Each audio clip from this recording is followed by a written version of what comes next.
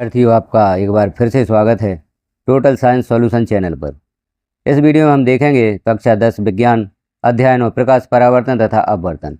इसमें कुछ वस्तुनिष्ठ प्रश्नोत्तरों का संग्रह किया गया है जो आपको यहाँ देने का प्रयास किया जा रहा है। यह प्रश्न आपको परीक्षा में उत्तीर्ण हेतु आपकी मदद कर सकते हैं।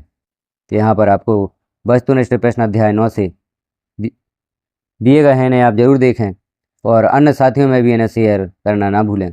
जैसे सही विकल्प चुनिए। पहला प्रश्न है, निम्न में से कौन सा पदार्थ लेंस बनाने के लिए प्रयुक्त नहीं किया जा सकता। यहाँ पर 4 विकल्प दिए गए हैं।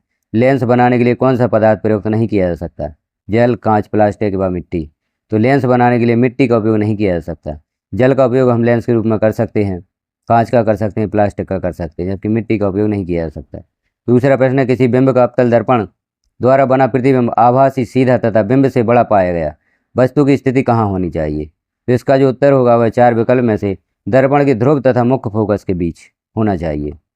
प्रश्न तीसरा है, किसी बिंब का वास्तविक तथा समान साइज का प्रतिबिंब प्राप्त करने के लिए बिंब को उत्तल दर्पण के सामने कहाँ रखें? लेंस के मुख्य फोकस पर, या फोकस दूरी की दोगुनी दूरी पर, या अनंत पर, या लेंस के प्रकाशक केंद्र तथा मुख्य फोकस के बीच? तो इसका जो सही उत्तर होगा वह होगा फोकस दूरी की दोगुनी दूरी पर।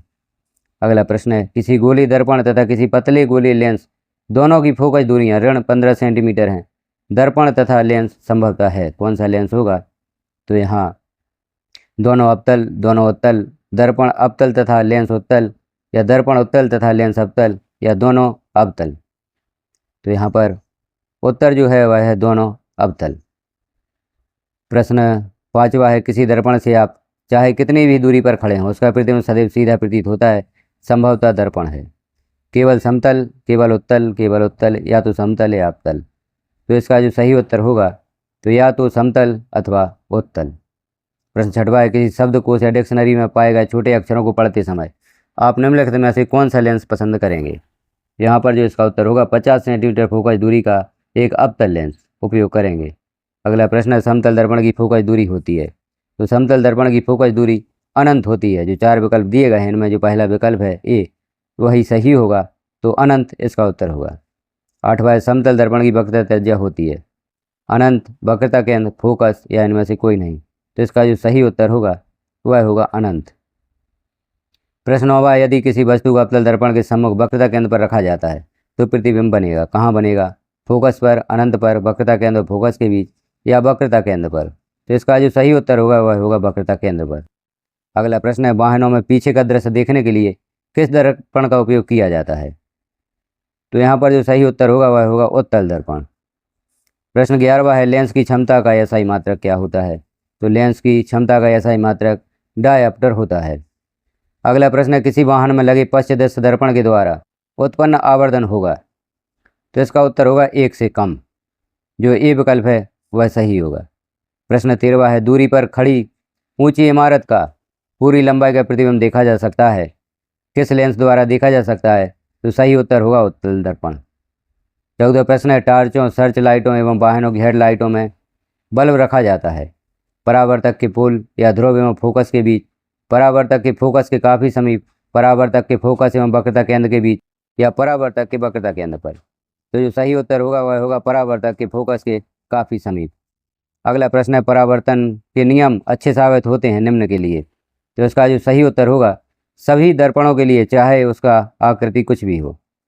अगला प्रश्न है, आपको जल, सरसों का तेल, ग्लिसरीन एवं मिट्टी का तेल दिए हुए हैं। समान कोण पर आपतित होने पर प्रकाश किरण किस माध्यम से अधिक झुकेगी? तो ग्लिसरीन में यह अधिक झुकेगी। अगला जो प्रश्न है वह है, रिक्त स्थान, रिक्त स्थानों की पूर्ति कीजिए। तो यहाँ पर जो आप देख रहे हैं रिक्त स्थान यहाँ पर हाईलाइट किए जो शब्द हैं वह रिक्त स्थान में भरे गए हैं। पहला वाक्य है, गोलीय दर्पण की फोकस दूरी उसकी वक्रता त्रिज्या की आधी होती है। प्रतिबिंब की ऊंचाई और बिंब की ऊंचाई का अनुपात आवर्धन कहलाता है। वस्तुओं को हम प्रकाश की उपस्थिति में देख पाते हैं। जब कोई प्रकाश किरण सघन से विरल माध्यम में प्रवेश करती है तो यह अविलंब से दूर हट जाती है। उत्तल दर्पण जो रिक्त स्थान में भरा गया है में प्रतिबिंब वस्तु से छोटा परंतु उल्टा बनता है। वाहनों में पीछे के दृश्य को देखने के लिए दर्पण का आवर्धन 1 से कम होता है। 7वां जो वाक्य वह है, अवतल लेंस सदैव छोटा, आभासी तथा सीधा प्रतिबिंब बनाता है। अपवर्तनांक 2 माध्यमों में प्रकाश की चाल का अनुपात है। अगला जो वाक्य है, प्रकाश का किसी सतह से टकराकर उसी माध्यम में लौटना परावर्तन कहलाता है। अगला वाक्य, न्यूटन ने प्रकाश कणिकाओं से बना हुआ माना। न्यूटन ने प्रकाश को कणिकाओं से बना हुआ माना। आपतन कोण का मान सदैव परावर्तन कोण के मान के बराबर होता है। 12वां जो वाक्य वह है, अवतल लेंस व उत्तल दर्पण में प्रतिबिंब सदैव छोटा और सीधा बनता है। 13वां है, यहाँ पर आप देख रहे हैं, यह स्नेल का नियम कहलाता है। 14वां है, सीधा एवं बड़ा प्रतिबिंब बनता है केवल अवतल दर्पण एवं उत्तल लेंस में।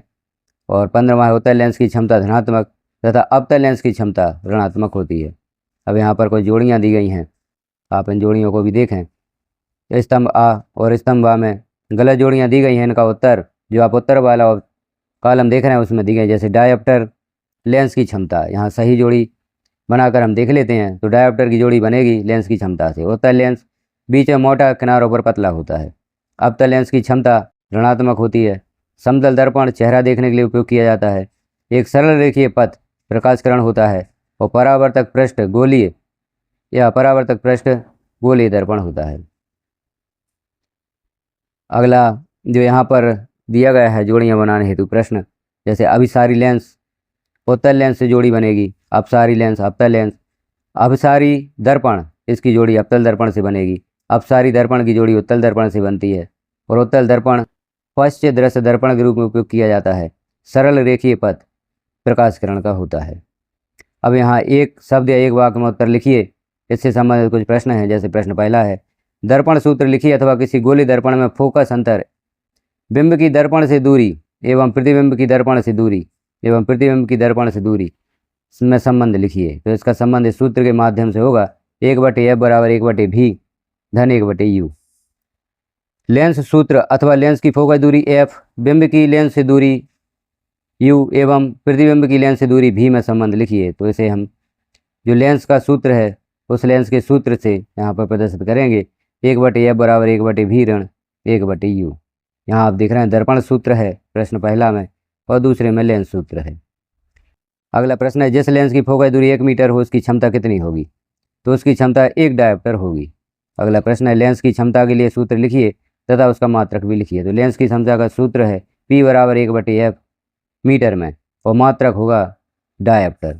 अगला प्रश्न है, किसी गोले दर्पण की वक्रता त्रिज्या r एवं उसकी फोकस दूरी f में क्या संबंध है? तो इसकी जो संबंध है यहाँ पर r बराबर 2f, जो वक्रता त्रिज्या है वह फोकस दूरी की दुगनी होती है। 6वां प्रश्न, दो माध्यमों के बीच अपवर्तनांक एवं उनमें प्रकाश की चालों में क्या संबंध है? तो यहाँ हम देखते हैं माध्यमों के बीच अपवर्तनांक, माध्यम 2 में प्रकाश की चाल बटे माध्यम 1 में प्रकाश की चाल, इस प्रकार से इनमें संबंध होता है। 7वां प्रश्न, उस दर्पण का नाम बताइए जो बिंब का सीधा तथा आवर्धित प्रतिबिंब बना सके। तो इसका उत्तर होगा अवतल दर्पण। अगला प्रश्न, गोलीय दर्पण की वक्रता त्रिज्या क्या है? उत्तर होगा किसी गोलीय दर्पण के ध्रुव तथा वक्रता केंद्र के बीच की दूरी दर्पण की वक्रता त्रिज्या होती है। प्रश्न 9वां है, अवतल दर्पण तथा उत्तल दर्पण किस प्रकार के दर्पण होते हैं? तो उत्तर होगा गोलीय दर्पण होते हैं। अगला प्रश्न है, किसी माध्यम के निरपेक्ष अपवर्तनांक का मान क्या हो सकता है? तो उत्तर होगा किसी माध्यम के निरपेक्ष अपवर्तनांक का मान 1 के बराबर या 1 से अधिक होता है। 11वां प्रश्न है, रेखीय आवर्धन किसे कहते हैं? तो उत्तर होगा दर्पण से परावर्तन के कारण बने प्रतिबिंब के आकार का बिंब के आकार से अनुपात दर्पण द्वारा उत्पन्न रेखीय आवर्धन कहलाता है। प्रश्न 12वां है, एक आपतित किरण समतल दर्पण से 30 डिग्री का कोण बनाती है, तो परावर्तन कोण का मान क्या होगा? 30 डिग्री का आपतन कोण बनाती है तो परावर्तन कोण का मान क्या होगा? तो परावर्तन कोण का मान भी 30 अंशी होगा। अब यहाँ पर कुछ सतह सत्य वाक्य दिए गए हैं, उन्हें भी हम देखते हैं कौन सा वाक्य सत्य है कौन सा असत्य है। वस्तुओं को हम प्रकाश की उपस्थिति में नहीं देख सकते, यह वाक्य असत्य है, क्योंकि वस्तुओं को हम प्रकाश की उपस्थिति में ही देख सकते हैं। दूसरा है, समतल दर्पण की वक्रता त्रिज्या अनंत होती है, यह वाक्य सत्य है, समतल दर्पण की वक्रता त्रिज्या अनंत ही होती है। अगला है, वास्तविक प्रतिबिंब के लिए v का मान धनात्मक होता है, यह वाक्य असत्य है। दाढ़ी बनाने के लिए अवतल दर्पण का उपयोग करते हैं, यह वाक्य सत्य है। गोलीय दर्पण के परावर्तक पृष्ठ के केंद्र को दर्पण का वक्रता केंद्र कहते हैं, यह वाक्य असत्य है। अपवर्तन की प्रक्रिया में आपतित एवं निर्गत किरणों का कोणीय मान बराबर होता है, यह वाक्य असत्य है। 7वां है, वायु का अपवर्तनांक हीरे के अपवर्तनांक से अधिक होता है, यह वाक्य भी असत्य है। 8वां है, गोलीय दर्पण का परावर्तक पृष्ठ जिस गोले का भाग है उसकी त्रिज्या दर्पण का ध्रुव कहलाती है, यह वाक्य असत्य है।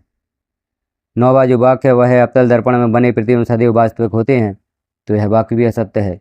लेंस की क्षमता का मात्रक डायोप्टर, यह वाक्य सत्य है, क्योंकि लेंस की क्षमता का मात्रक डायोप्टर ही होता है।